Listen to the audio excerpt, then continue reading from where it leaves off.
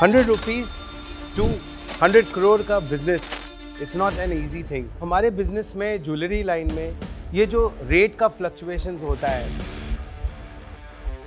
Gold का rate, silver का rate हमेशा बढ़ता ही रहता है। लेकिन जब ये बढ़ता है तो लगता है लोगों को कि बहुत सारा पैसा ज्वेलर बैठे बैठे कमा पा रहा है, बट ऐसा सच्चाई नहीं है। ज़्यादातर बिजनेसेस में तो यही होता है कि मैं मालिक हूँ, मुझे जो मर्जी आए, जितना पैसा मन किया निकाल लिया और चला गया, अपने खर्च कर दिया।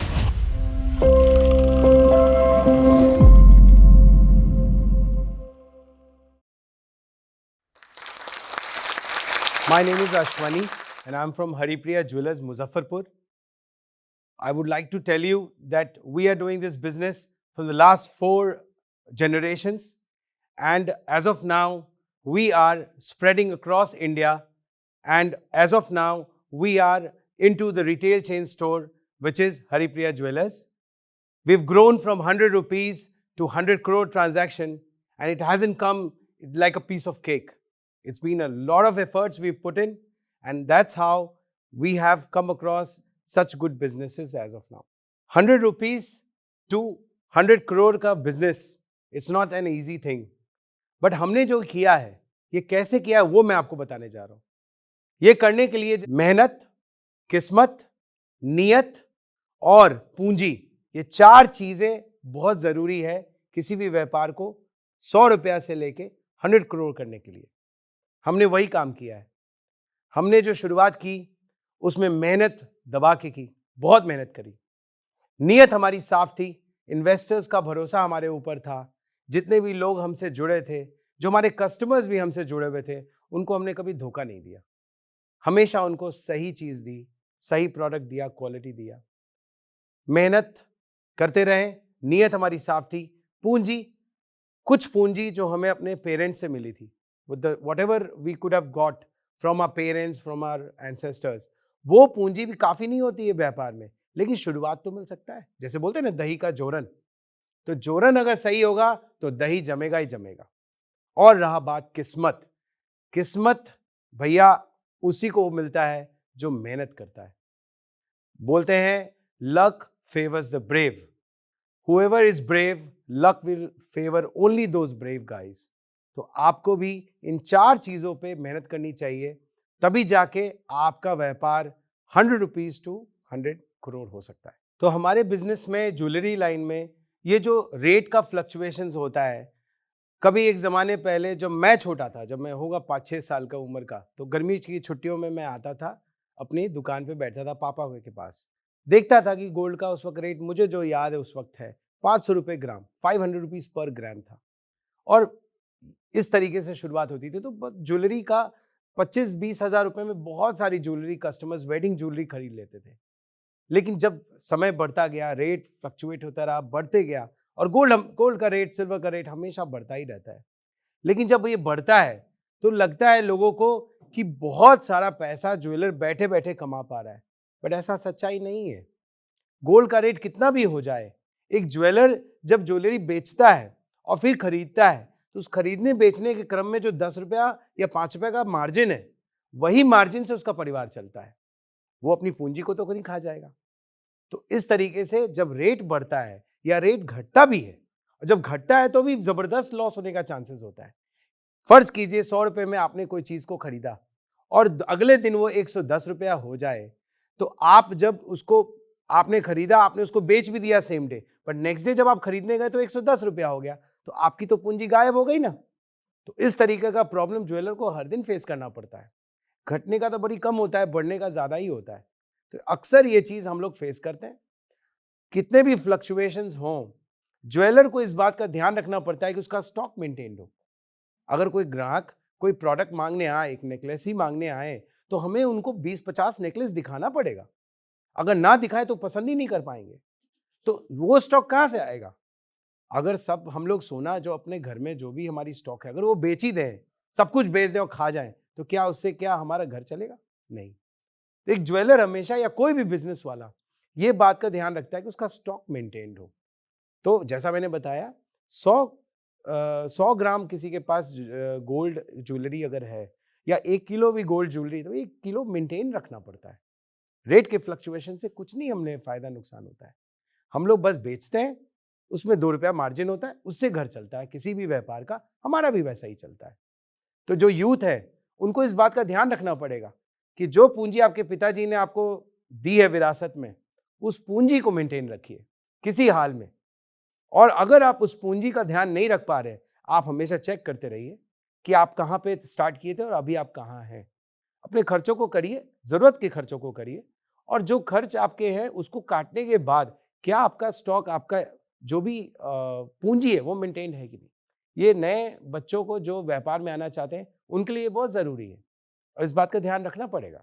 जो नए बच्चे अभी व्यापार में आएंगे, जो हमारे इस वीडियोस को देख के इंस्पायर होंगे, उनको वो 2-3 चीजें करने की बहुत जरूरत होगी। उनको ये बात का ध्यान रखना पड़ेगा, पहला कि उनको क्या कंट्रीब्यूट करना है अपने स्टोर में, अपने काम में, अपने काम के जो प्रोसेस ऑलरेडी है डिफाइंड, उसमें क्या क्या बदलाव उनको तुरंत लाना पड़ेगा जिससे काम और स्मूथ हो और बेहतर हो।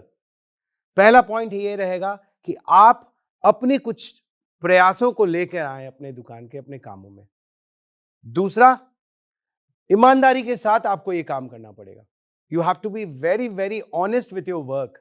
When I'm talking about honesty, it doesn't mean कि बस आपने सही सही बोल दिया वो honesty। मैं उसकी बात सिर्फ नहीं कर रहा हूँ। मैं ये बोलना चाहता हूँ कि आप उस दुकान के ओनर हैं, आप बच्चे हैं, आप नए आए हैं, आपको फुल राइट है अपने हर कुछ को देखने का।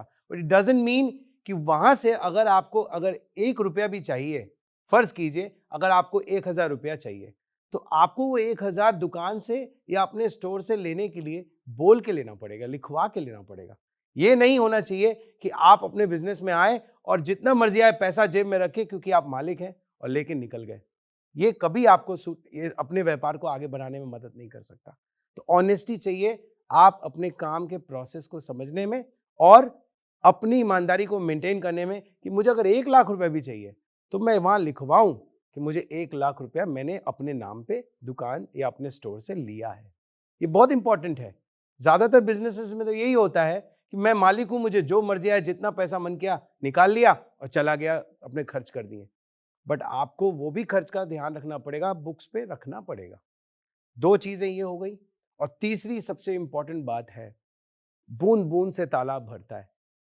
बूंद बूंद से तालाब भरने का मतलब ये होता है कि हमेशा अपने प्रॉफिट मार्जिन, जो कि बिजनेस तो प्रॉफिट के लिए ही करते हैं कोई भी, तो जब आप प्रॉफिट, जो भी आपका बुक्स है, प्रॉफिट एंड लॉस अकाउंट्स हम लोग बोलते हैं अपनी भाषा में, उसको बहुत ही क्लोजली वॉच करते रहें, देखते रहें कि आपके बुक्स कितने प्रॉफिटेबल हो रहे हैं या नहीं हो रहे हैं।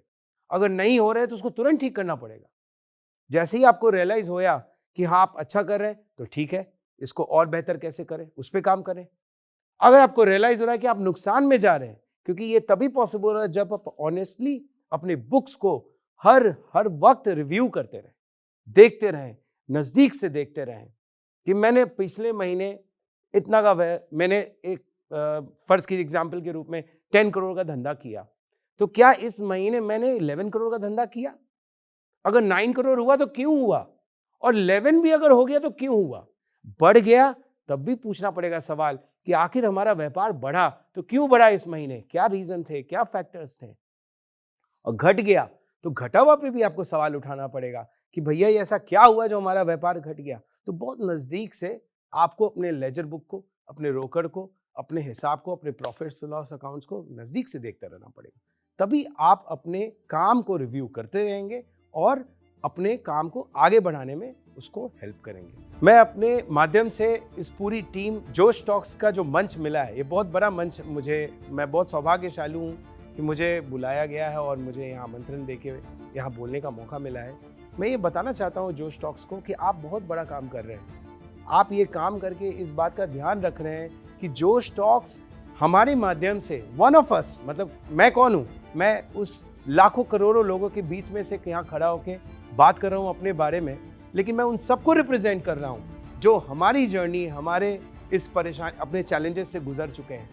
मेरे चैलेंजेस में बहुत लाखों लोगों का चैलेंजेस मिला हुआ होगा, वो उससे सहमत होंगे, लेकिन जोश टॉक्स इतना बड़ा मंच दे रहा है कि हम अपनी बातों को यहाँ रख भी पा रहे हैं और पूरी जोश टॉक की जो टीम है उनको हृदय से बधाई, क्योंकि इतना बड़ा मंच देना, लोगों तक मैसेज पहुंचाना और छोटे छोटे टिप्स जो होते हैं, बारीकियों को, वो जो चीज़ें यहाँ से निकल के आती है, क्या पता किसी की ज़िंदगी उसको बदल दे।